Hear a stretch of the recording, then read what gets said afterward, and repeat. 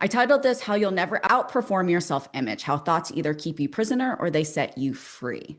And Oh. this is something where our mindset, I think sometimes a lot of people look at it as maybe the woo-woo side of things. And Mhm. it is quite literally one of those things that you will, like you said, you'll just never outperform it. And the reality is you're never going to be able to diet a brain who thinks that you're worthless in the way of which how you speak to yourself. So I know a lot of women think that they need more discipline or a better plan or the perfect week to finally lose the weight. And what they really need is a new identity. So, Anne, I'm going to let you kick us off here because this is, again, I know your wheelhouse, something I'm very passionate about, but pop off, sister, pop off. Yeah, well, I've already had this discussion. They're generally in therapy, I call them themes for the week. And when there are themes for the week that you just like, it lets me know that the universe is just like needing something different right now. And so a lot of the theme for this week is the way that we speak to ourselves. Mhm. And I hear people talk about this in multiple arenas. It could be in relationship to addiction, it could be in relation to weight loss, food, how what's happening to their bodies. That's too much hard work. I have no willpower.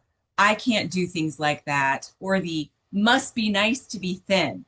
You know, you're only saying that because you're thin, or you're only saying that because you're fit. And so there's a lot of, it doesn't matter what I do, it will never be good enough and I'll never get it, or I'll never get it right.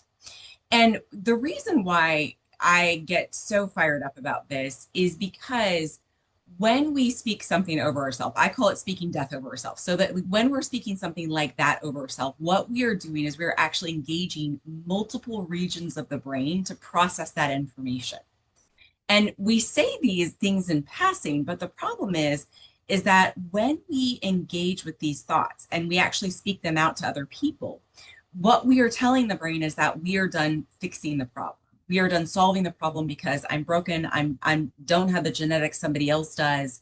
I'm never going to be good enough. You're right. I'm just trapped in binging for the rest of my life, and that's just how it's going to be. And my mom struggled with it. My grandmother struggled with it. Or these are just our body types.